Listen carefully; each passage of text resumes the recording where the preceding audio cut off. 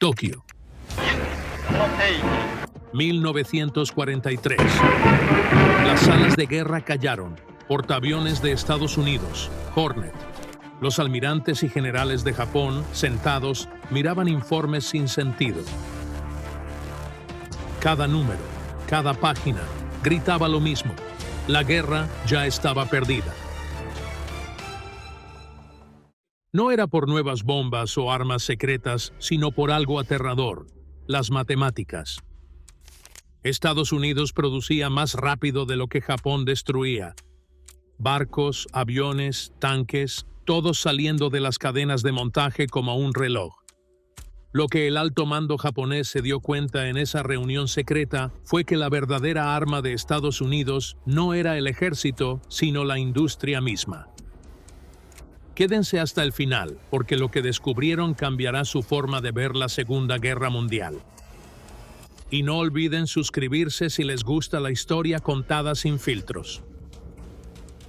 Tokio, 1943. Una fuerte lluvia caía sobre el Palacio Imperial mientras el alto mando japonés se reunía bajo la capital en una sala de guerra insonorizada.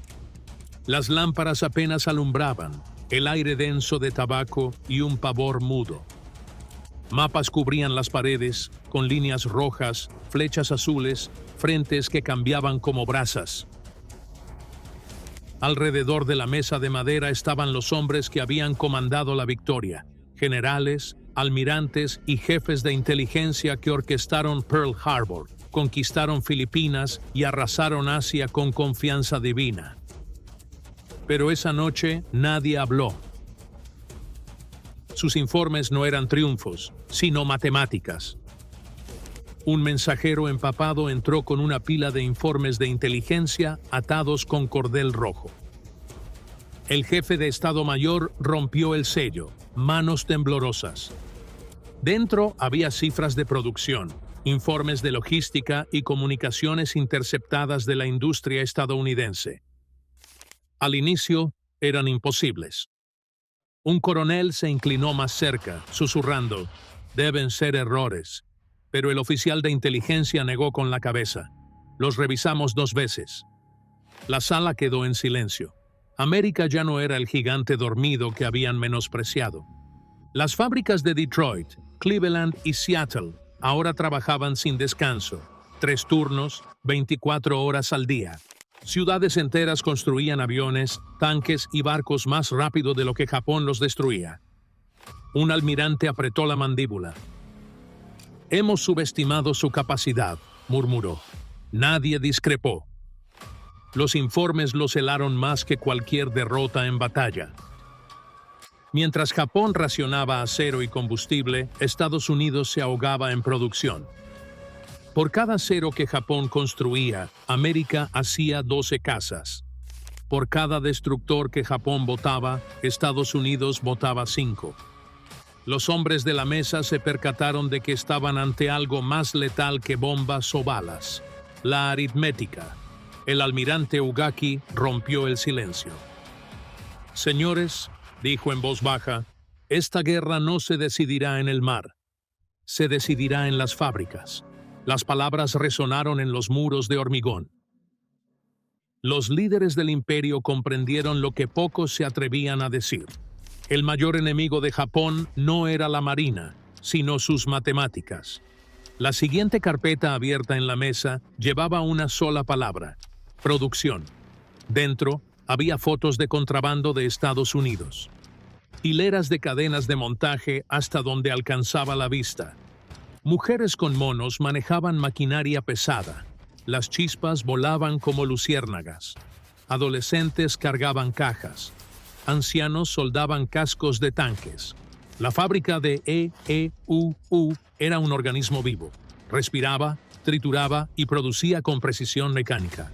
Un ingeniero naval, ajustándose las gafas, leyó en voz alta, la voz algo temblorosa: «Ford Motor Company, planta de Willow Run, produce un bombardero B-24 cada 63 minutos». La sala enmudeció. Otro almirante frunció el ceño. «Eso es imposible. Un bombardero precisa cientos de miles de piezas». El oficial de inteligencia respondió: Señor, emplean métodos de montaje de coches. Sí, la incredulidad se tornó en inquietud. Las fábricas más avanzadas de Japón tardaban semanas en construir un solo avión con todos sus recursos y mano de obra. Pero una sola planta estadounidense superaba a sectores japoneses completos. Los generales sabían que las fábricas de Japón eran pequeñas, dispersas y a menudo interrumpidas por la escasez o ataques aéreos. Los estadounidenses edificaron grandes complejos tierra adentro, a salvo de ataques, con carbón, petróleo y mano de obra ilimitados. Otro informe afirmaba que Estados Unidos había reconvertido a casi todos los fabricantes civiles para la producción militar. Fábricas de máquinas de escribir hacían piezas de ametralladoras, las de pianos, alas de avión. Hasta los fabricantes de juguetes hacían casquillos. La línea más impactante del informe, fuerza laboral industrial estimada en 60 millones, incluyendo mujeres y jóvenes. El total de Japón era solo una fracción de eso. Un general golpeó la mesa con el puño. «Han movilizado a sus civiles», gritó. El oficial de inteligencia asintió. «Sí, señor. Toda su sociedad funciona como una sola máquina. Para la élite japonesa, era más aterrador que cualquier bomba». Mientras su imperio sufría escasez, América se había convertido en un motor imparable. Su producción no solo crecía, se estaba acelerando. El total de cada mes eclipsaba al anterior. Lo que el alto mando japonés comprendió esa noche es que la victoria ya no era cuestión de valentía o táctica. Se había vuelto una cuestión de velocidad de producción, y a Japón se le agotaba el tiempo. El siguiente informe tenía un titular que causó revuelo en la sala.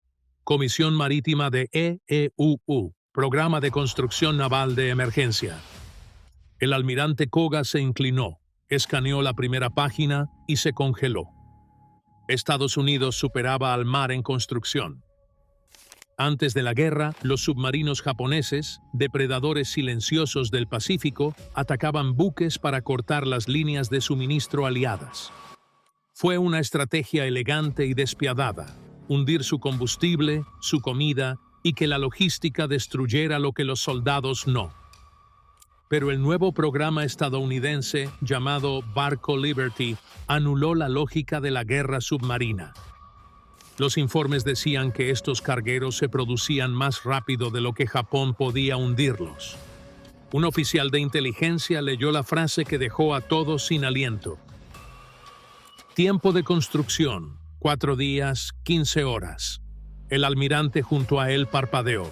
Eso tiene que ser un error. El oficial pasó la página. Las fotos decían lo contrario. Barcos Liberty zarpando sin cesar del mismo muelle, sus cascos aún humeando por las soldaduras. En Japón, un solo buque mercante tardaba casi 2 años en completarse. Estados Unidos construía uno por semana en cada astillero. ¿De qué están hechos?, preguntó un general incrédulo. Acero, señor, secciones prefabricadas. Construyen cada parte por separado y las unen como un rompecabezas. La sala volvió a quedar en silencio.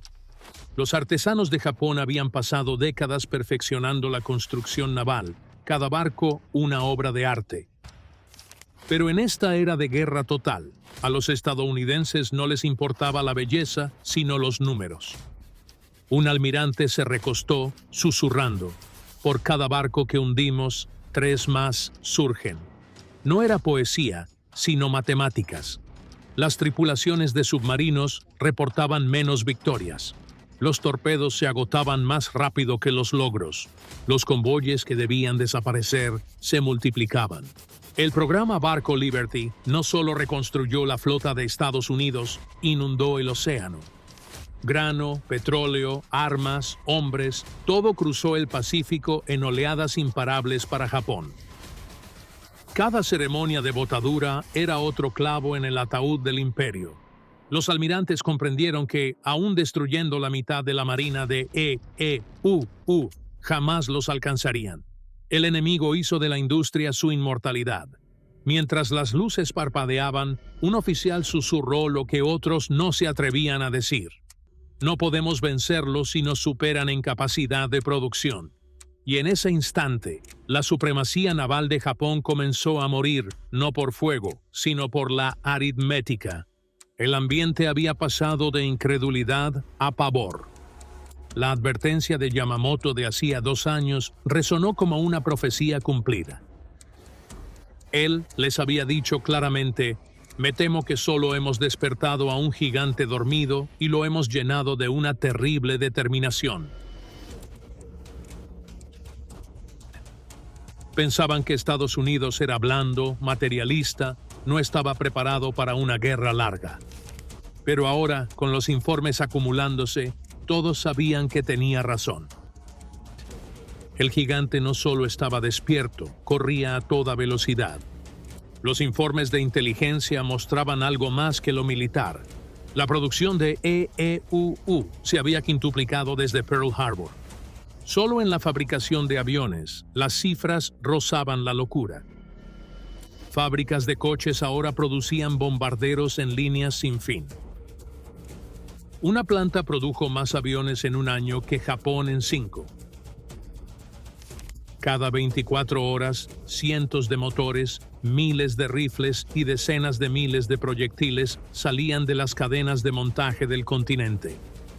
Un general se frotó las sienes y murmuró: «Aún no luchan a plena capacidad». La frase quedó en el aire. Estados Unidos aún tenía fábricas en transición bélica, capacitaba trabajadores y aumentaba la producción de acero y petróleo. Lo que estaban viendo no era el máximo esfuerzo de Estados Unidos, era solo el principio. Yamamoto había vivido en Estados Unidos, estudiando en Harvard y visitando sus industrias. Él vio carreteras, trenes y campos petroleros hasta el horizonte. Muchos colegas desestimaron sus temores, creyendo que los americanos no tenían disciplina para luchar. Pero Yamamoto percibió algo más profundo: su capacidad de unirse ante la amenaza. «Tardan en enfadarse», dijo una vez, «pero cuando se les provoca, son como un tifón». Ahora, ese tifón estaba arrasando el Pacífico. El espíritu americano, su innovación, cooperación e implacabilidad eran su arma principal. El alto mando japonés guardaba silencio, asimilando la amarga verdad. La maquinaria industrial de la que se rieron era imparable. Cada tornillo, cada bala, cada avión representaba no solo maquinaria, sino la voluntad de millones. El gigante dormido no solo estaba despierto, creaba su destino turno a turno. El siguiente informe no era sobre barcos o aviones, sino matemáticas. Una aritmética fría y brutal que ningún valor podía borrar. Oficiales de inteligencia japoneses habían recopilado datos de todo el Pacífico y Europa, y lo hallado hacía imposible imaginar la victoria. Las cifras eran abrumadoras. Estados Unidos producía más acero en un mes que Japón en todo un año. La producción de Texas superaba a la de todo el imperio japonés. Refinaban más caucho sintético del que Japón jamás podría importar. Sus fábricas de aluminio funcionaban sin descanso, enviando bombarderos sin fin al cielo. Un oficial leyó las cifras en voz alta, con voz temblorosa. Se proyectan más de 300.000 aviones para el próximo año. Otro susurró en voz baja: eso es más que todo nuestro arsenal desde que comenzó la guerra. Los generales de Japón miraron los gráficos, columnas de tinta roja marcando la escasez de carbón, cobre, petróleo y mano de obra. El imperio se había extendido demasiado rápido. Sus líneas de suministro se extendían precariamente miles de millas por el océano. Cada nueva conquista añadía territorio que defender, no recursos que usar. Las colonias que debían alimentar la maquinaria de guerra la agotaron. Mientras tanto, la máquina de EEUU aceleraba. Las cadenas de montaje, antes de coches y lavadoras, producían tanques y jeeps.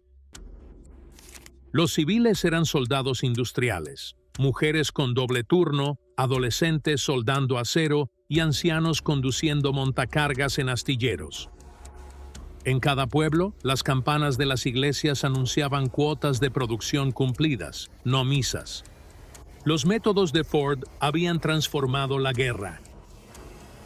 Fábricas que hacían coches en semanas ahora construían bombarderos en horas. El bombardero B-24 Liberator requería más de 500,000 de piezas y la planta de Ford en Willow Run completaba uno cada 63 minutos. Los oficiales japoneses volvieron a mirar esa cifra, como si la repetición pudiera hacerla falsa. No fue así. Un general rompió el silencio. Esto ya no es una guerra, es una ecuación. Y tenía razón. El valor, la capacitación y el sacrificio de Japón no valían nada ante una producción medida en toneladas, no en tropas. Cada día, la producción de EEUU ampliaba la brecha. No era un duelo, sino una cuenta atrás. El alto mando japonés comprendió lo que nadie se atrevía a decir. La guerra había terminado. Solo veían cómo las matemáticas les daban alcance. A fines de 1943, el imperio nipón abarcaba de Birmania a Salomón. En los mapas era vasto, imparable, un barrido carmesí en el Pacífico, pero la ilusión de dominio colapsaba por dentro. Los informes de inteligencia siguientes revelaron la falla fatal del imperio. Controlaban la tierra, pero no los medios para explotarla. Un almirante desplegó un mapa sobre la mesa. «Tenemos territorio», dijo, «pero no podemos mover sus recursos». El petróleo de Japón venía de Indonesia, su caucho de Malasia, sus minerales de Manchuria. Cada gota y gramo debían cruzar un océano infestado de submarinos. Los convoyes eran cazados sin piedad. En un mes, Japón perdió más de la mitad de su flota mercante. El combustible escaseaba. Los portaaviones estaban anclados en puerto por tanques vacíos, no por estrategia. Otro informe detallaba la campaña submarina de Estados Unidos, la Operación Hambre. Los estadounidenses ya no solo hundían buques de guerra, sino que apuntaban a las arterias vitales de Japón. Petroleros, cargueros y buques desaparecían en el mar, dejando fábricas enteras paradas. Las acerías de Kobe se quedaron sin mineral de hierro, las plantas de aluminio cerraron. Astilleros se abandonaron por falta de materiales. Un general señaló el continente americano en el mapa. Están protegidos entre dos océanos. Ningún bombardero los alcanza. Ningún submarino los toca. Body HTML, HTML, Body HTML. Sus Body fábricas Express, zumban sin miedo y las nuestras arden. Import the Express Tenía module razón. to create an Express El corazón application. de Body HTML era una Body fortaleza HTML. inexpugnable. Sus líneas de suministro eran cortas. Sus recursos eran ilimitados. Los de Japón, por contraste, tan mermados que un petrolero hundido paralizaba la producción de una región. Mientras Tokio racionaba, ciudades de Estados Unidos brillaban más. Sus granjeros cultivaban más de lo que podían comer. Sus refinerías rebosaban gasolina, sus puertos, municiones y maquinaria. Y lo peor, EEUU. Habían apenas movilizado toda su capacidad industrial usando solo una fracción de su potencial. El alto mando japonés miró la línea final del informe. Tienen suficiente petróleo y acero para luchar por 10 años más. La sala quedó en silencio. 10 años. Las reservas de Japón, en comparación, se medían en meses. La revelación fue aplastante. El imperio luchaba contra una superpotencia que aún no iniciaba su lucha. La pregunta ya no era si perderían, sino cuándo. La última carpeta de inteligencia era distinta. No estaba marcada como producción o logística.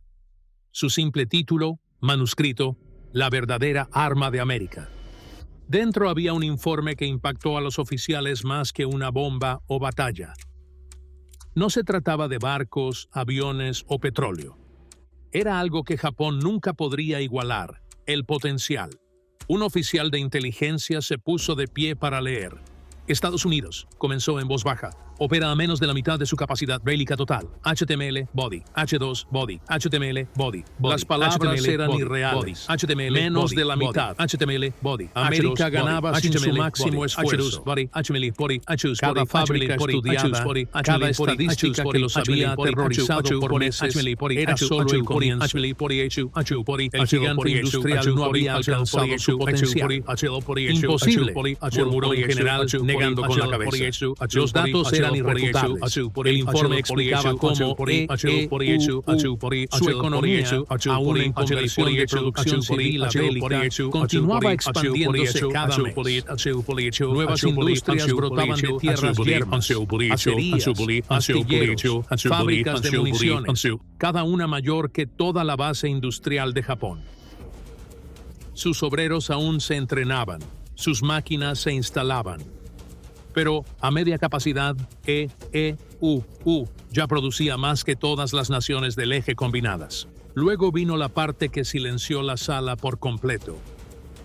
No los motiva el miedo, dijo el oficial. Los motiva la unidad. En Japón, recursos y producción eran controlados por militares y burocracia rígida. En cada ciudadano, de granjeros a maestros, era parte voluntaria de la máquina de guerra. Amas de casa soldaban alas de aviones. Estudiantes fundían chatarra para balas. Actores de Hollywood vendían bonos de guerra. La nación entera había convertido su vida diaria en munición. Un almirante mayor finalmente habló. Su fuerza no está solo en las fábricas, dijo. Está en el espíritu. Y esa revelación dolió más que una derrota porque el espíritu no podía ser bloqueado, bombardeado ni quemado. Los estadounidenses lograron lo que Japón jamás creyó posible.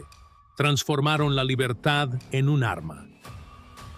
La reunión se extendió hasta la madrugada y el alto mando japonés quedó en silencio atónito. Ahora entendían que no era una batalla entre ejércitos. Era una carrera entre naciones, y una de ellas ya había cruzado la línea de meta sin percatarse de ello. El arma verdadera de Estados Unidos no era la bomba ni el acorazado. Era voluntad ilimitada para construir, luchar y resistir. Al alba, entre cortinas opacas, la sala de guerra volvió a quedar en silencio. Los informes yacían dispersos. Números, gráficos, mapas, comunicaciones interceptadas que revelaban una verdad inconfundible. El imperio japonés estaba acabado. No en teoría, no en espíritu, sino de hecho. Cada hombre en esa sala lo entendía, aunque ninguno se atrevía a hablar primero. Finalmente, un general rompió el silencio. Juzgamos mal al enemigo, dijo. Creímos luchar contra soldados.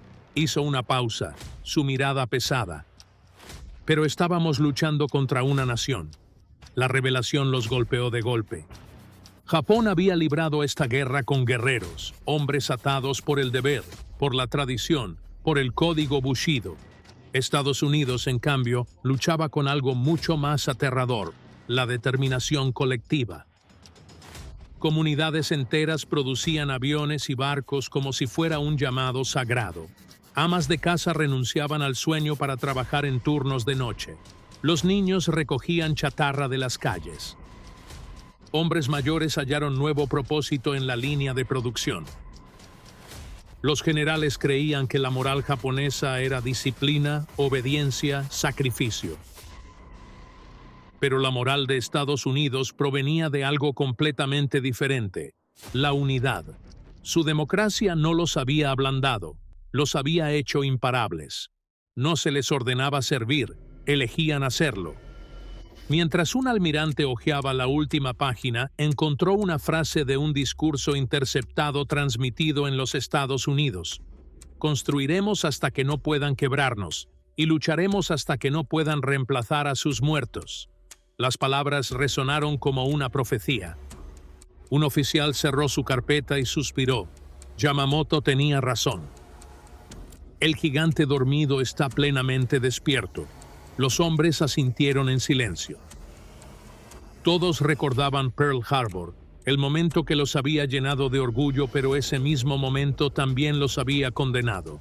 No habían destruido a su enemigo ese día. Le habían dado un propósito. Ninguna táctica, valentía o viento divino podía cambiar lo que los números revelaban. Japón había iniciado una guerra que no podía sostener contra un oponente cuya fuerza no se medía en armas, sino en voluntad. Y mientras las luces se apagaban en esa sala subterránea, cada hombre supo que el destino del imperio ya estaba escrito, no por generales, sino por trabajadores del Pacífico. Para 1944, el alto mando ya no debatía la victoria, sino la supervivencia. La reunión, iniciada con confianza años atrás, ahora concluía en silencio, resignación y el leve rasgueo de plumas firmando informes en los que ya no creían. El destino del imperio no fue sellado por una sola batalla, sino por el ritmo implacable de la industria estadounidense. Los cielos de Japón estaban oscuros de humo, sus fábricas paralizadas, su armada una flota fantasma. Los almirantes sabían que no podían reconstruir. Por cada barco perdido por Japón, EEUU votaba 10. Por cada piloto entrenado en Tokio, Estados Unidos entrenaba a 100 en Texas. La aritmética se había convertido en aniquilación. Ni el viento divino podía detener a las matemáticas. Un oficial se levantó y cerró su carpeta. «Ya no es una guerra», dijo en voz baja. «Es desgaste y a nosotros nos están contando las bajas».